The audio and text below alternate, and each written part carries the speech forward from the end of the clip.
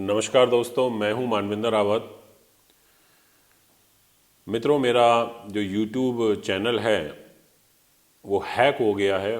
बताते हुए मुझे बड़ी पीड़ा भी हो रही है कि इतने सारे लोग जो मेरे साथ जुड़े हुए हों उनको बहुत चिंता भी हो रही है। रेगुलर कॉल्स आ रहे हैं, बट हैं समाज में कुछ असामाजिकता तो जिनके द्वारा ये शरारत करी गई। तो इसलिए भी एक नया चैनल बनाया है एस्ट्रो मानविंदर रावत के नाम से। आप हमें यहाँ फॉलो कर सकते हैं, यहाँ हमें जुड़ सकते हैं। और मेरा फेसबुक पेज पहले की तरह चल रहा है, एस्ट्रो 24। आप यहाँ तो रेगुलर अपडेट्स प्राप्त करेंगे ही। मित्रों, आज का जो हमारा विषय है वो रहेगा कि आखिर एक काल सर्प दोष का प्रभाव प्रारंभ हो चुका है।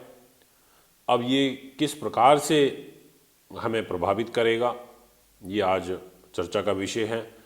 क्योंकि कोई भी दोष बनता है तो दोष तो नाम से ही प्रतीत होता है कि वो अच्छा नहीं होता, किसी भी रूप में हो सकता है, उसके कहीं ना कहीं दुष्परिणाम फेस करने पड़ते हैं। तो मित्रों, आज मैं आपको ये जानकारी दूंगा कि 12 की 12 लगन राशि वालों को ये काल सर्प दोष 22 फरवरी तक कैसे प्रभावित करेगा और किस पर्टिकुलर भाव को प्रभावित करेगा। ऐसा नहीं है कि अब ये दोष बन गया है तो ये बिल्कुल आपको नुकसान ही पहुंचाएगा। हाँ, ये है कि आपकी लाइफ चल रही है बढ़िया, पैसा भी आ रहा है, पर साथ साथ में कुछ तनाव भी चल रहे हैं। तो ऐसे में जब जन्म कुंडली में सारे ग्रह एक तरफ हो जाएं और दूसरी साइड खाली हो जाए तो उसको बोलते हैं कि एक अनबैलेंस की स्थिति बन जाना। जैसे हम झूले पर झूलते हैं, बीच में वो फट्टा सा लगा रहता है, आधे बच्चे इधर बैठे हैं, आधे बच्चे इधर बैठे हैं, तो सब बैलेंस रहता है। एक बच्चा उधर बैठा है दूसरी साइड, तो अपने आप उठ जाएगी। वो ऐसे ही काल सर्प योग रहता है कुंडली में। अब यहां पर मेष लगन के हिसाब से मैं यदि बात करूं तो जो काल सर्प दोष है वो आपके लिए ज्यादा फेवरेबल एक पर्टिकुलर भाव के लिए नहीं दिखाई देता। अब समझिए इस बात को। जैसे मेष में मंगल है, वृष में राहु है, वृष में ही अभी वर्तमान में चंद्रमा भी है। ऐसे मकर में गुरु और शनि हैं, भाग्य स्थान में सूर्य बुध हैं और केतु के साथ में शुक्र हैं अष्टम भाव में। तो सारे के सारे ग्रह यानी कि मिथुन राशि से लेकर के और वृश्चिक राशि तक यहां पर क्या हुआ, सिर्फ 2 ग्रह रहे। और दूसरी साइड में क्या हुआ, धनु से लेकर के वृष तक तकरीबन सारे ग्रह चले गए। तो एक काल सर्प दोष बन गया। तो ये एक अनबैलेंस करेगा। मेष लगन वालों, आपको जो ध्यान रखना है, वैसे तो आपका राजयोग शुरू हो गया, वीडियो मैंने बनाई है, विशेष रूप से अपनी हेल्थ का रखना है। क्योंकि इस काल सर्प दोष का प्रभाव सबसे ज्यादा आपके अष्टम भाव पर रहेगा। शुक्र केतु की युति बनी हुई है अष्टम भाव में। तो ऐसे में आपको कोई शुगर से रिलेटेड समस्या आ जाना, मोटापा बढ़ना, तली चीजें अवॉइड करें, योग करें, प्राणायाम करें। मतलब एक शेड्यूल लाइफ आपको अब जीनी है अगले 2 महीने तक। इस चीज को ध्यान में रखते हुए अपने आगे की जो कार्यशैली है वो आपको बनानी है। इसके बाद जो नेक्स्ट लगन राशि रहेगी वो है स्वयं वृष। आपके लिए जो ग्रह गोचर रहेगा उसके अनुसार, वैसे तो आपकी लगन में उच्च के राहु हैं, पर पूरा का पूरा साल प्रिडिक्शन तो मैं कर ही चुका हूं, थोड़ा संघर्षरत तो रहना ही है लगन में राहु जब रहते हैं। तो काल सर्प दोष का मुख्य रूप से जो प्रभाव देखने को मिलेगा आपके लिए वो है 12th हाउस पर खर्चों की अधिकता बनना, पैसा अनायास व्यर्थ का वेस्ट होना। ये एक स्थिति यहां बनती हुई नजर आ रही है, इसलिए आपको ध्यान रखना है। आपकी आंखों में कोई समस्या उत्पन्न हो सकती है, आपको खून से संबंधित कोई विकार हो सकता है, ये एक परिस्थिति बनेगी।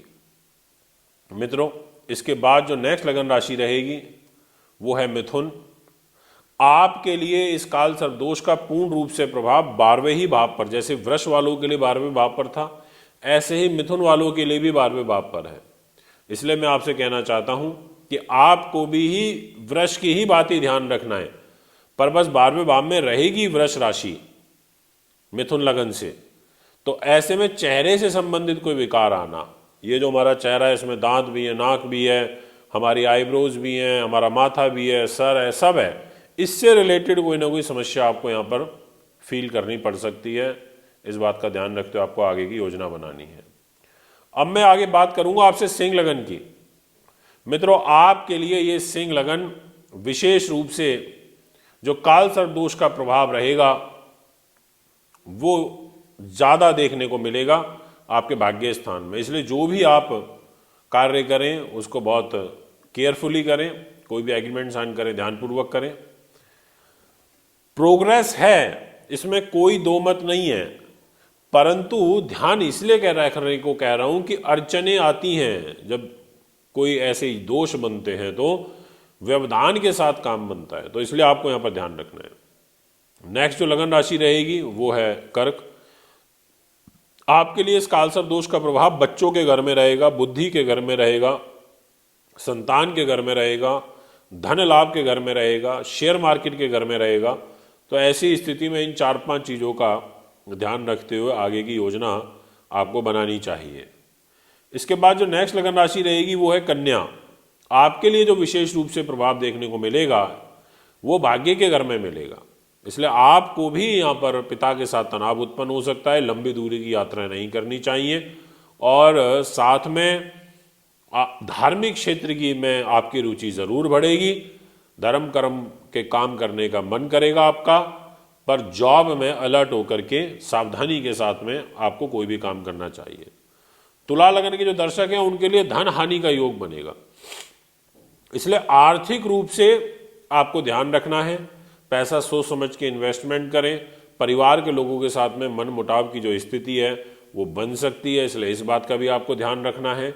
यह मैं आपसे कहना चाहूंगा तुला लगन वालों के लिए।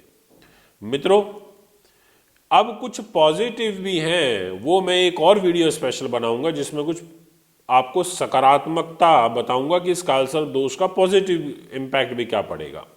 तो पहले आज बात करेंगे हम नेगेटिव की। तो वृश्चिक लगन वालों के लिए जो कालसर्प दोष का प्रभाव है वो विशेष रूप से स्वास्थ्य के घर में पड़ रहा है, रोग चोट शत्रु बाधा शत्रु भय। तो इसलिए आपको इन बातों का ध्यान रखते हुए काम करना चाहिए। इसके बाद जो नेक्स्ट लगन राशि रहेगी वो है धनु। धनु वालों से मैं यही कहना चाहूंगा कि आपके लिए भी ये छठे भाव पर अपना नेगेटिव इंपैक्ट देगा। तो पेट से संबंधित विकार होना और साथ में कोई लंबी बीमारी का योग बनना, अगले 1.5-2 महीने तक आपको इस एंगल से भी अपनी हेल्थ का चेकअप कराना है, ध्यान रखना है। मित्रों, इसके बाद नेक्स्ट लगन राशि रहेगी मकर। आपके लिए इस दोष का प्रभाव आपके लाभ के घर में पड़ेगा, व्यापार पर। इसलिए व्यापारिक कोई ना कोई आपको कुछ अड़चन आ सकती है, पार्टनर से धोखा मिल सकता है, यात्राओं से कष्ट हो सकता है। इसलिए अभी आप बहुत लंबी लंबी जो यात्राएं होती हैं वो ऐसी ट्रैवलिंग को अवॉइड करें, और साथ में जो इन लॉज हैं आपके उनकी तरफ से भी आपको कोई कष्ट आ सकता है या तनाव हो सकता है। कुंभ लगन वालों के लिए जो परिस्थिति बनेगी इसमें विशेष रूप से 10th हाउस के ऊपर प्रभाव पड़ेगा, पर जो कालसर्प योग का प्रभाव है वो आपके साहस पराक्रम में कमी करेगा। इसलिए आपका कॉन्फिडेंस थोड़ा सा डाउन देखने को मिलेगा, इस बात का आपको ध्यान रखना है। और नौकरी पेशे वाले लोगों को थोड़ा सा सावधानी के साथ में नौकरी करनी है। मीन लगन वालों के लिए भी यही एक स्थिति बन रही है कि आप बहुत स्ट्रांग है, बहुत अच्छी पर्सनैलिटी है, आप डेयरिंग है, पर आपका कॉन्फिडेंस डाउन रहेगा इस दौरान, इन 2 महीनों में। इसलिए अपने कॉन्फिडेंस को मजबूत रखने के लिए आप यहाँ पर मंगल का व्रत कर सकते हैं, मंगल से संबंधित चीज़ों का सेवन बढ़ा सकते हैं, सफ़ेद चीज़ें जो हैं उनको धारण कर सकते हैं, सफ़ेद कपड़े, माला इत्यादि या कोई मोती इस प्रकार से पहन सकते हैं। मित्रों, ये है 12 की 12 लग्नों के ऊपर प्रभाव। यदि आप भी कुंडली बनवाना चाहते हैं, दिखाना चाहते हैं, तो आप में संपर्क कर सकते हैं। मेरा एस्ट्रो मानविंदर रावत के नाम से नया यूट्यूब चैनल है, इसको आप अवश्य फॉलो करें और साथ में बेल आइकन के बटन को भी दबाएं। एस्ट्रो 24 फेसबुक पेज है, आप हमें यहाँ भी हमसे जुड़ सकते हैं। नमस्कार, धन्यवाद।